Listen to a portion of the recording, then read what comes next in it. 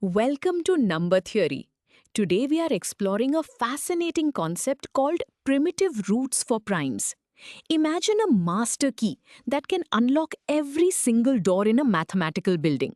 That is exactly what a primitive root does in the world of modulo arithmetic. By the end of this video, you will understand what these special numbers are, how to find them, and why they are the hidden foundation keeping your internet secure. Let us dive in.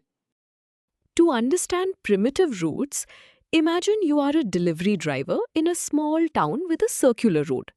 If you take a route that skips every second stop, you will only ever visit half the town and keep looping over those same places forever. But if you take a master route, you will visit every single stop exactly once before returning to your starting point. In the world of numbers, a primitive route is exactly like that master route. It is a special starting number that visits every possible remainder before looping back. Now that we have our analogy, let us look at the math. In number theory, we often look at the powers of a base number, modulo a prime number. Modulo arithmetic is just like clock math, where numbers wrap around. As we calculate increasing powers of our base, the remainders will eventually hit 1 and start repeating in a cycle. The number of steps it takes to hit 1 for the first time is called the order of the number. A primitive root is a number whose order is as large as possible. This brings us to the formal mathematical definition. The equation states that the order of our candidate number g modulo p must equal p minus 1. Let us break down these symbols. The letter g is our candidate for the primitive root. The letter p is our prime number. The order is the smallest positive power that makes g leave a remainder of 1. If the order is exactly p minus 1, it means the cycle is as long as possible. It generates every single integer from 1 up to p minus 1 without missing any. Before we move on, let us see this with a concrete example. Let us find out if the number 2 is a primitive root for the prime number 7. We are looking for a number whose powers generate all remainders from 1 to 6 before hitting 1. The maximum possible order is 7 minus 1, which is 6. We start with 2 to the power of 1. Dividing 2 by 7 leaves a remainder of 2. Next, 2 squared is 4. Dividing 4 by 7 leaves a remainder of 4. We have visited 2 unique stops. Continuing with our test for the number 2, we calculate the next power. 2 cubed is 8. When we divide 8 by 7, the remainder is exactly 1. Because we hit 1 after only 3 steps, the order of 2 is 3. Since 3 is less than our maximum required order of 6, the number 2 is not a primitive root. It completely missed the numbers 3, 5 and 6. It got trapped in a short cycle, just like the delivery driver skipping stops. Since 2 failed, let us test the number 3 for the same prime number 7. 3 to the first power leaves a remainder of 3. This is our first step. 3 squared is 9. Dividing 9 by 7 leaves a remainder of 2. We have visited our second stop. 3 cubed is 27.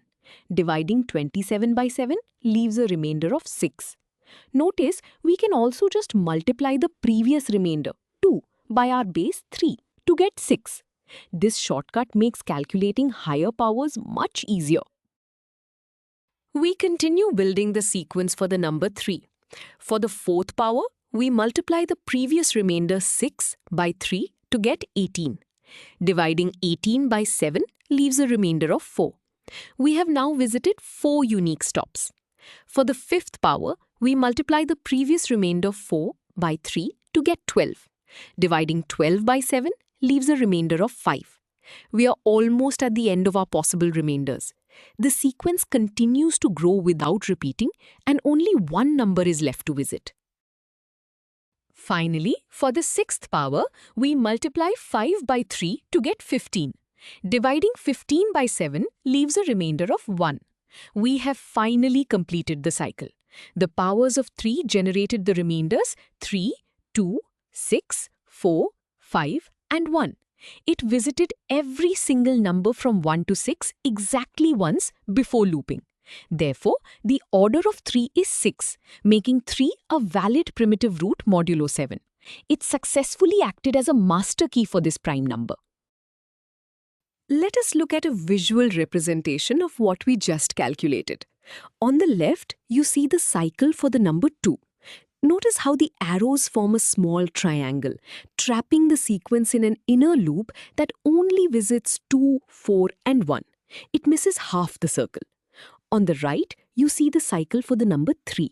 The arrows form a complex star pattern that touches every single point on the circle before returning home to 1. This diagram visually proves why 3 is a primitive root and 2 is not. Now that we have seen how to test for a primitive root, a new question arises. How many primitive roots exist for a given prime number? Sometimes we do not need to know exactly what the primitive roots are, we just need to know how many of them exist in the system. This is a common requirement when designing cryptographic keys. Instead of testing every single number like we just did, which takes forever for large primes, we can use a mathematical shortcut called Euler's totient function. This formula gives us the exact number of primitive roots. The number of primitive roots for a prime p is given by Euler's totient function applied to p minus 1. This function counts how many integers up to p minus 1 share no common factors with it other than 1. By applying this function, we perfectly filter out the numbers that would get trapped in short cycles. As the prime number increases, the totient function quickly tells us how many master keys are available in that modulo arithmetic system. Let us apply this formula to find out how many primitive roots exist for the prime number 11. First, we find the maximum possible order, which is the prime number minus 1. For 11, this maximum order is 10. This means a primitive root must have exactly 10 steps in its cycle. We now need to evaluate the totient function for the number 10. To do this, we break 10 down into its prime factors. The prime factors of 10 are 2 and 5. We continue by plugging these prime factors into the standard formula for Euler's totient function. We take our number 10 and multiply it by 1 minus the reciprocal of each of its prime factors. This mathematical trick removes all the numbers that share a factor of 2 or 5 with 10. We simplify the fractions inside the parentheses. 1 minus a half is simply a half. 1 minus a fifth is 4/5. The equation is now ready for basic multiplication to find our final count. Finally, we multiply these fractions together. 10 divided by 2 is 5, and 5 multiplied by 4/5 is 4. This means there are exactly 4 numbers less than 10 that share no common factors with 10. Because the totient of 10 is 4, we know for an absolute certainty that there are exactly 4 primitive roots modulo 11. We found this without having to test a single power. This shortcut saves an enormous amount of time, especially when dealing with larger prime numbers. You might wonder why we care so much about finding a number that generates all remainders. The answer lies in the security of the modern internet. Primitive roots are the absolute foundation of public key cryptography, specifically the Diffie-Hellman key exchange. When your web browser connects securely to a bank, it uses a massive prime number and its primitive root to create a shared secret code. Because a primitive root scrambles the remainder so thoroughly and unpredictably, a hacker cannot easily reverse the math to steal your password. Let us summarize what we have learned today. A primitive root modulo a prime is a special base number whose powers cycle through every possible non-zero remainder before returning to 1. It acts as a universal generator for that prime's modulo arithmetic system. We learned that the number of these master keys can be easily found using Euler's totient function. Finally, we saw that finding these roots is like finding the master key to a mathematical lock, a unique property that keeps our digital world secure every single day. You now understand the power of primitive roots.